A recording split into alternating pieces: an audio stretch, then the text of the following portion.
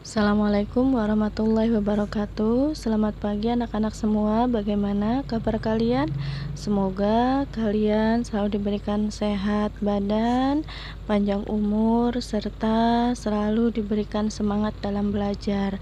Mari anak-anak, sebelum kita mulai pelajaran, kita berdoa terlebih dahulu. Berdoa dimulai.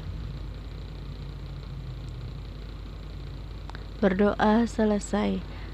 Hari ini kita akan belajar pelajaran sejarah kebudayaan Islam bab 2. Sekarang kalian boleh buka halaman 24 tentang pribadi mulia Nabi Muhammad SAW. Rasulullah semenjak kecil sudah mempunyai sifat-sifat yang sangat mulia. Nah, hari ini kita belajar tentang sifat-sifat wajib bagi Allah. Di sini ada sifat sidik, amanah, fatonah, dan tablik. Selain mempunyai sifat wajib, Rasul pun mempunyai sifat mustahil. Ada kizib, khianat, balado, dan khidman. Sidik artinya jujur. Lawan dari sidik yaitu kizib, artinya bohong atau dusta. Yang kedua, sifat amanah artinya dapat dipercaya. Lawan dari amanah yaitu khianat, tidak dapat dipercaya. Yang ketiga yaitu mempunyai sifat fatonah, artinya cerdas. Lawan dari fatonah adalah baladoh, yaitu bodoh. Tablik artinya menyampaikan. Lawan dari menyampaikan atau tablik adalah khidman, artinya menyembunyikan. Nah, anak-anak, ini adalah 4 sifat wajib yang dimiliki Rasulullah dan 4 sifat mustahil yang tidak dimiliki Rasulullah.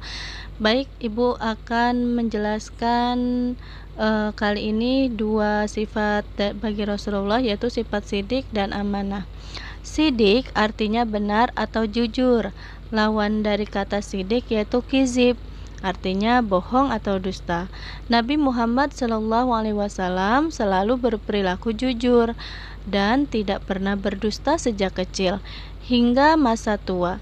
Kejujuran Rasulullah diwujudkan dengan keikhlasan niat pada lisan dan perbuatannya.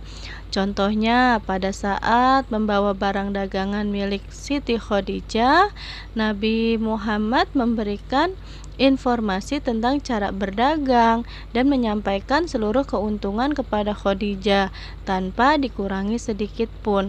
Maka sifat Rasulullah ini sudah ada di dalam surah Al-Qalam dan surah Al-Ahzab. A'udzu billahi minasyaitonir rajim. Bismillahirrahmanirrahim.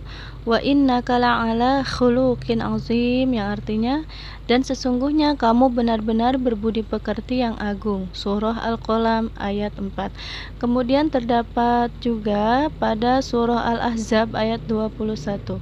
Bismillahirrahmanirrahim. Laqad kana lakum fi Rasulillahi uswatun hasanah. Sesungguhnya telah ada pada diri Rasulullah itu suri tauladan yang baik bagimu. Nah, anak-anak, sifat Rasulullah saking mulianya sampai terdapat di dalam Al-Quran, yaitu surah Al-Qalam dan surah Al-Ahzab. Sebagai umat muslim, kita diharuskan mempunyai sifat jujur. Nah, coba tanya sama diri kalian sendiri, sifat jujur apa yang sudah kalian lakukan? Entah sifat jujur di rumah, sifat jujur di sekolah, atau sifat jujur pada saat bermain dengan teman. Coba diingat-ingat, kira-kira pernah berbohong apa ya? Sama orang tua, atau sama bu guru, ataupun sama teman kalian waktu bermain. Mulai hari ini dan seterusnya, kita harus berlaku jujur, entah di rumah, di sekolah, maupun sama teman. Kemudian di sini ada cerita petunjuk Rasulullah tentang kejujuran, yaitu hadis riwayat Bukhari Muslim. Nabi Muhammad SAW bersabda, sesungguhnya kejujuran itu mengantarkan pada kebaikan, dan kebaikan itu mengantarkan ke surga. Sesungguhnya seseorang yang senantiasa berkata jujur hingga dia disebut sebagai sidik, dan sesungguhnya dusta itu mengantarkan pada kejahatan, dan kejahatan itu mengantarkan ke neraka. Sesungguhnya seseorang yang senantiasa berdusta, dia akan dituliskan di sisi Allah sebagai kazab atau sang pendusta. Hadis riwayat Imam Bukhari dan Imam Muslim. Nah, anak-anak, isi dari hadis tersebut adalah bahwa orang yang selalu bersikap jujur itu akan masuk surga, sedangkan yang selalu berbohong atau berdusta itu akan masuk ke neraka. Hingga Allah pun akan menulis nanti sampai di hari kiamat itu sebagai khazab, yaitu sang pendusta. Naudzubillah summa naudzubillah. Jangan sampai ya kita sampai dicap sama Allah sang pendusta. Maka kita harus bersikap jujur. Untuk sifat yang kedua yang dimiliki Rasulullah yaitu sifat amanah, yaitu dapat dipercaya. Amanah artinya dapat dipercaya. Lawan dari sifat amanah yaitu khianat. Rasulullah dihiasi Allah dengan sifat amanah, sehingga siapa saja akan percaya dengan tulus pada pribadi Rasulullah karena tidak pernah berkhianat. Allah Subhanahu wa taala berfirman, "Aku menyampaikan amanat-amanat Tuhanku kepadamu, dan aku hanyalah pemberi nasihat yang terpercaya." Surah Al-A'raf ayat 68. Nah, dari contoh sifat amanah yang dimiliki Rasulullah adalah Rasulullah mendapat gelar Al-Amin, artinya dapat dipercaya.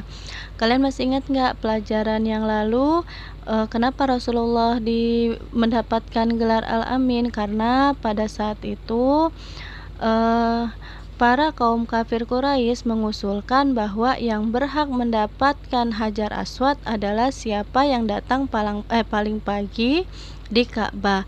Gelar tersebut diberikan kepada Rasulullah karena datang paling pagi dan mengajak para tokoh Quraisy bersama menaruh Hajar Aswad pada tempatnya. Bagaimana anak-anak? Apakah kalian juga bisa mencontohkan sifat Rasulullah, yaitu sifat amanah? Ya, kalian pasti bisa. Dengan apa? Dengan cara belajar yang tekun. Karena dengan cara belajar yang tekun itu adalah salah satu cara menjaga amanah dari orang tua kalian. Kemudian apalagi? Rajin ke sekolah, belajar dengan teman-teman, tidak mencontek, itu salah satu juga sifat jujur dan amanah. Lawan dari amanah adalah sifat khianat, yaitu sifat yang tidak dapat dipercaya. Nah, sifat ini sama juga dengan sifat munafik. Kalian tahu tidak ciri-ciri orang munafik? Bismillahirrahmanirrahim. An Abi Hurairah radhiyallahu anhu qala Rasulullah sallallahu alaihi wasallam, ayatul munafiqi salasun, idza hadatsa kadzaba, wa idza wa'ada akhlafa, wa idza atumina khana. Rawahul Bukhari dan Muslim. Tanda-tanda orang munafik itu ada 3 macam. Apabila berkata, ia selalu berdusta. Apabila berjanji, ia mengingkari.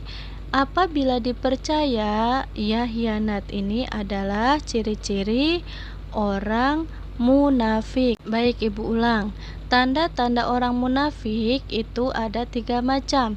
Yang pertama, jika berbicara selalu berdusta, jika berjanji selalu mengingkari, dan jika dipercaya ia khianat. Ini adalah ciri-ciri orang munafik. Nah, anak-anak sekalian, Ibu cukupkan materi hari ini tentang sifat-sifat Rasulullah, sidik, dan amanah. Tugas kalian adalah yang pertama, mencatat apa yang sudah Ibu rangkum di dalam video ini. Yang kedua yaitu menghafal sifat-sifat Rasulullah, baik sifat wajib maupun sifat mustahil beserta artinya. Setelah hafal langsung kalian videokan, kirim ke Bu Mimi ya. Nah, anak-anakku sekalian, Ibu cukupkan materi hari ini. Semoga apa yang telah Ibu sampaikan kalian dapat memahami dan bermanfaat untuk dunia dan akhirat. Ibu akhiri, wabillahi taufik wal hidayah. Wassalamualaikum warahmatullahi wabarakatuh.